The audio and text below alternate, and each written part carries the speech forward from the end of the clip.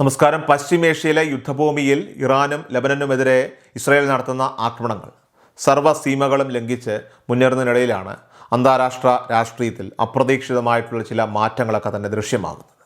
ഇത്രയും കാലം ഇസ്രായേലിൻ്റെ ഉറച്ച സഖ്യകക്ഷിയായി നിലനിന്നിരുന്ന യൂറോപ്യൻ ശക്തികൾ പോലും ഇപ്പോൾ നിലപാട് മാറ്റത്തിൻ്റെ പാതയിലാണ്. യുദ്ധവിരാമ കരാറുകളെല്ലാം തന്നെ കാറ്റിൽ പറത്തിക്കൊണ്ട് മുന്നോട്ട് പോകുന്ന ബെഞ്ചമിൻ നെതന്യാഹുവിൻ്റെ സർക്കാരിന് ഇപ്പോൾ വരാനിരിക്കുന്ന വലിയ തിരിച്ചടികളുടെ ഒരു സൂചനയാണ് ഇറ്റലിയിൽ നിന്നുള്ള പുതിയ വാർത്തകളൊക്കെ തന്നെ നൽകുന്നത്.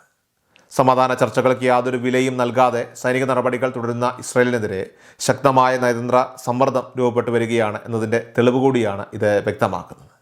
ഇസ്രായേലിനെ ഞെട്ടിച്ചുകൊണ്ട് ഇറ്റാലിയൻ സർക്കാർ കൈക്കൊണ്ട ഏറ്റവും പുതിയ തീരുമാനം അത് ആഗോള പ്രതിരോധ മേഖലയിൽ വലിയ ചർച്ചകൾക്ക് വഴി തുറന്നിരിക്കുകയാണ്. ഇസ്രായേലുമായിട്ടുള്ള എല്ലാ പ്രതിരോധ കരാറുകളിൽ നിന്നും ഇറ്റലി ഔദ്യോഗികമായിട്ട് പിന്മാറി എന്ന വാർത്ത നെതന്യാഹുവിൻ്റെ ഭരണകൂടത്തിന് സ്വപ്നത്തിൽ പോലും വിചാരിക്കാത്ത ഒരു പ്രഹരമായി തന്നെ ഇപ്പോൾ മാറിയിരിക്കുകയാണ്. ഓരോ 5 വർഷം കൂടുമ്പോഴും കൃത്യമായി പുതുക്കാറുള്ള ഉഭയകക്ഷി പ്രതിരോധ കരാറുകൾ ഇനിമേൽ തുടരേണ്ടതില്ലെന്ന് ഇറ്റാലിയൻ പ്രധാനമന്ത്രി ജോർജിയ മെലോണി പ്രഖ്യാപിച്ചതോടെ വർഷങ്ങളായിട്ട് നിലനിന്നിരുന്ന സൈനിക സഹകരണത്തിനാണ് ഇപ്പോൾ അവിടെ അന്ത്യമായിരിക്കുന്നത്.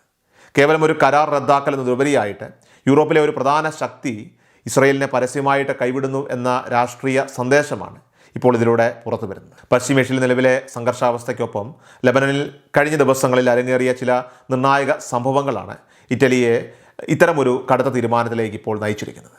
ലബനനിൽ യുഎന്നിൻ്റെ സമാധാന ദൗത്യവുമായി പോയ സംഘത്തിന് നേരെ ഇസ്രായേൽ സൈന്യം നടത്തിയ ആക്രമണം ഇറ്റലിയെ സംബന്ധിച്ചിടത്തോളം അംഗീകരിക്കാനാവാത്ത ഒന്നായി മാറിയിരുന്നു. ഇറ്റാലിയൻ സൈനികർ കൂടി ഉൾപ്പെട്ട ഈ സംഘത്തിന് നേരെയുണ്ടായ പ്രകോപനം അതാകട്ടെ അന്താരാഷ്ട്ര നിയമങ്ങളുടെയൊക്കെ തന്നെ ലംഘനമാണെന്ന് റോം വിലയിരുത്തുകയുണ്ട്. ഇസ്രായേൽ അംബാസഡറെ നേരിട്ട് വിളിച്ചു വരുത്തി ഈ പ്രതിഷേധം അറിയിച്ചതിന് പിന്നാലെയാണ് ഇത്തരത്തിലെ ഈ പ്രതിരോധ കരാറുകളൊക്കെ തന്നെ മരവിപ്പിക്കാനുള്ള തീവ്രമായിട്ടുള്ള തീരുമാനത്തിലേക്ക് മെലോണി സർക്കാർ എത്തിച്ചേർന്നത്. സ്ഥിതിവിവര കണക്കുകൾ പ്രകാരം ഇസ്രായേലിലേക്ക് ആയുധങ്ങൾ കയറ്റുമതി ചെയ്യുന്ന രാജ്യങ്ങളുടെ പട്ടികയിൽ 3-ാം സ്ഥാനത്താണ് ഇറ്റലി. ആകെ ആയുധ ഇറക്കുമതിയുടെ 1.3% മാത്രമാണ് ഇറ്റലിയുടേതെങ്കിലും അത് ഇസ്രായേലിൻ്റെ പ്രതിരോധ സന്നാഹങ്ങളിൽ വലിയൊരു പങ്ക് വഹിക്കുന്നുണ്ട്.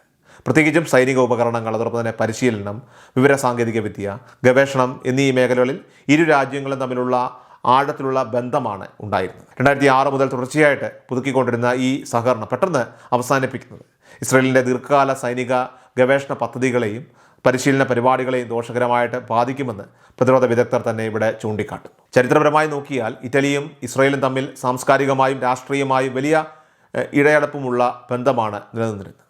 ഈ പുരാതനമായ ബന്ധത്തിനാണ് ഇപ്പോൾ വിള്ളൽ വീണിരിക്കുന്നത്. ഒരു വശത്ത് സൈനിക സഹകരണം അവസാനിപ്പിക്കുമ്പോൾ മറുവശത്ത് അന്താരാഷ്ട്ര വേദികളിൽ ഇസ്രായേലിനുണ്ടായിരുന്ന ഒരു വലിയ പിന്തുണയാണ് ഇപ്പോൾ നഷ്ടമാകുന്നത്. ഗാസയിലെയും അതോടൊപ്പം തന്നെ ലബനനിലെയും ഇസ്രായേൽ നടപടികളെ യൂറോപ്യൻ രാജ്യങ്ങൾക്കിടയിൽ വലിയ രീതിയിലുള്ള വിമർശനങ്ങൾ ഉയർന്നുവന്ന സാഹചര്യത്തിൽ ഇറ്റലിയുടെ ഈ നീക്കം മറ്റ് സഖ്യരാഷ്ട്രങ്ങളെയും സമാനമായ തീരുമാനമെടുക്കാനായിട്ട് പ്രേരിപ്പിച്ചേക്കാം എന്ന ഭീതി ഇപ്പോൾ ഇസ്രായേലിനുണ്ട്. ഈ ഒരു നയതന്ത്ര പ്രതിസന്ധിക്കിടയിലേക്കാണ് അമേരിക്കൻ പ്രസിഡന്റ് ഡൊണാൾഡ് ട്രംപിൻ്റെ കടന്നുവരവ് കൂടി ഇപ്പോൾ ഉണ്ടായിരിക്കുന്നത്. ഇറ്റലിയുടെ തീരുമാനത്തിനെതിരെ അതിരൂക്ഷമായ ഭാഷയിലാണ് ട്രംപ് പ്രതികരിച്ചത്. ജോർജിയ മെലോണിയെ വ്യക്തിപരമായിട്ട് അധിക്ഷേപിക്കുന്ന തരത്തിലായിരുന്നു ട്രംപിൻ്റെ പല പരാമർശങ്ങളും. ഇറാനെതിരെ നീങ്ങാൻ അമേരിക്കയ്ക്കൊപ്പം നിൽക്കാൻ മെലോണിക്ക് ധൈര്യമില്ലെന്നും മെലോണി അമേരിക്കയെ ചതിക്കുകയാണെന്നും ട്രംപ് ആരോപിച്ചു. മെലോണിയുടെ നിലപാടുകൾ തന്നെ ഞെട്ടിച്ചുവെന്ന് പറഞ്ഞ ട്രംപ് ഇസ്രായേലിന് വേണ്ടി തൻ്റെ യൂറോപ്യൻ സഖ്യകക്ഷികളുമായിട്ടുള്ള ബന്ധം പോലും തകർക്കുന്ന രീതിയിലാണ് ഇപ്പോൾ സംസാരിച്ചു കൊണ്ടിരിക്കുന്നത്. ഇതാകട്ടെ നാറ്റോ സഖ്യത്തിനുള്ളിലെ ആഭ്യന്തര കലഹം കൂടി ഉയർത്താനായിട്ട് കാരണമായി മാറി. ട്രംപിൻ്റെ വിമർശനങ്ങൾ ഇറ്റലി അർഹിക്കുന്ന അവജ്ഞതയോടെയാണ് തള്ളിക്കളഞ്ഞത്. ട്രംപിൻ്റെ വാക്കുകൾ തികച്ചും അസ്വീകാര്യമാണെന്ന് മെലോണി തുറന്നടിച്ചതോടെ ലോകത്തെ 2 പ്രമുഖ നേതാക്കൾ തമ്മിലുള്ള വാക്പോര് ഇപ്പോൾ മുറുകിയിരിക്കുകയാണ്. മെലോണിയാണ് ലോകത്തിലെ തന്നെ അസ്വീകാരിയായിട്ടുള്ള വ്യക്തിയെന്ന് ട്രംപ് തിരിച്ചടിക്കുകയും ചെയ്തു. ഇതിന് പുറമെ മാർപ്പാപ്പയെ വിമർശിച്ചുകൊണ്ട് ട്രംപ് നടത്തിയ പ്രസ്താവനകളും ഇറ്റലിയിലെ ജനങ്ങൾക്കിടയിൽ വലിയ രീതിയിലുള്ള പ്രതിഷേധത്തിന് കാരണമായി മാറിയിട്ടുണ്ട്. ഇറാൻ ഇറ്റലിയെ ആണവായുധം ഉപയോഗിച്ച് വെറും 2 മിനിറ്റിനുള്ളിൽ തകർക്കുമെന്നും അതിനെക്കുറിച്ച് മെലോണിക്ക് ബോധമില്ലെന്നുമുള്ള ട്രംപിൻ്റെ ഭീഷണി അന്താരാഷ്ട്ര രാഷ്ട്രീയത്തിൽ വലിയ ചർച്ചയായി മാറിക്കഴിഞ്ഞിരിക്കുകയാണ്. ട്രംപിൻ്റെ ഈ തീവ്ര നിലപാടുകൾ യൂറോപ്യൻ സഖ്യകക്ഷികളെ അമേരിക്കയിൽ നിന്ന് അകറ്റുന്ന ഒരു കാഴ്ചയാണ് ഇപ്പോൾ കാണുന്നത്. നാറ്റോ സഖ്യത്തെ വെറുമൊരു പേപ്പർ ടൈഗർ എന്ന് വിശേഷിപ്പിച്ച ട്രംപ് തങ്ങളെ പിന്തുണയ്ക്കാത്ത രാജ്യങ്ങളിൽ നിന്ന് സൈന്യത്തെ പിൻവലിക്കുമെന്ന് ഭീഷണിപ്പെടുത്തുകയാണ്. സ്പെയിനെതിരെയും ബ്രിട്ടനെതിരെയും ട്രംപ് സമാനമായ വിമർശനങ്ങൾ ഉന്നയിച്ചു കഴിഞ്ഞു. അമേരിക്കയുടെ താൽപ്പര്യങ്ങൾക്ക് വഴങ്ങാത്തവർക്ക് എണ്ണയും ഇന്ധനവും സ്വന്തമായി കണ്ടെത്തേണ്ടി വരുമെന്ന ട്രംപിൻ്റെ നിലപാട് യൂറോപ്യൻ രാജ്യങ്ങളെ പുതിയ കൂട്ടുകെട്ടുകളെക്കുറിച്ച് ചിന്തിക്കാനായിട്ട് ഇപ്പോൾ പ്രേരിപ്പിക്കുകയാണ്. ഇത് നാറ്റോയുടെ കെട്ടുറപ്പിനെ ബാധിക്കുന്ന വലിയൊരു വിള്ളലായിട്ട് മാറിക്കഴിഞ്ഞു. അതേസമയം ഇറാനുമായിട്ടുള്ള സമാധാന ചർച്ചകളുടെയൊക്കെ തന്നെ കാര്യത്തിൽ ട്രംപ് ആകട്ടെ ഇപ്പോഴും ചില ശുഭസൂചനകൾ നൽകുന്നുണ്ട്. സംഘർഷം ലഘൂകരിക്കുന്നതിൻ്റെയൊക്കെ തന്നെ ഭാഗമായിട്ട് വ്യാഴാഴ്ച നടക്കാനിരിക്കുന്ന ചർച്ചകളിൽ ട്രംപ് നേരിട്ട് പങ്കെടുത്തേക്കുമെന്ന റിപ്പോർട്ടുകളും പുറത്തു വരുന്നുണ്ട്. തങ്ങൾ ലക്ഷ്യത്തിന് വളരെ അടുത്തെത്തിയെന്നും വരും ദിവസങ്ങളിൽ സുപ്രധാനമായ ചില തീരുമാനങ്ങൾ ഉണ്ടായേക്കാമെന്നും ട്രംപ് പ്രത്യാശ പ്രകടിപ്പിച്ചു. ഉപരോധങ്ങളും അതോടൊപ്പം തന്നെ ഭീഷണികളും തുടരുമ്പോഴും ഇറാനെ ചർച്ചയുടെ മേശയിലേക്ക് എത്തിക്കാൻ ട്രംപ് നടത്തുന്ന നീക്കങ്ങൾ വലിയ പ്രാധാന്യത്തോടു കൂടിയാണ് ഇപ്പോൾ ലോകം വീക്ഷിക്കുന്നത്. ഈ ചർച്ചകളിൽ പാക് സൈനിക മേധാവി ജനറൽ അസീം മുനീർ നടത്തുന്ന ഇടപെടലുകളെ ട്രംപ് പരസ്യമായിട്ട് അഭിനന്ദിച്ചു. മുനീറിൻ്റെ സമാധാന ശ്രമങ്ങളൊക്കെ തന്നെ ഫലവത്താണെന്നും അദ്ദേഹത്തെ കാണാനായിട്ട് താൻ ഉടൻ അങ്ങോട്ട് പോകുമെന്നും ട്രംപ് വ്യക്തമാക്കിയത് പാകിസ്ഥാന് ഈ വിഷയത്തിലുള്ള സ്വാധീനം വർദ്ധിപ്പിക്കുന്നു. കഴിഞ്ഞയാഴ്ച ഇസ്ലാമാബാദിൽ നടന്ന ചർച്ചകളിൽ ഇറാൻ്റെയും അമേരിക്കയുടെയും പ്രതിനിധികളൊക്കെ തന്നെ ദീർഘനേരം സംസാരിച്ചിരുന്നു. എങ്കിലും പല കാര്യങ്ങളിലും കൃത്യമായ ധാരണയിലെത്താനായിട്ട് അന്ന് സാധിച്ചിരുന്നില്ല. എങ്കിലും പാകിസ്ഥാൻ കേന്ദ്രീകരിച്ചുള്ള ഈ നയതന്ത്ര നീക്കങ്ങൾ യുദ്ധം ഒഴിവാക്കാൻ സഹായിക്കുമെന്നാണ് പലരും കരുതുന്നത്.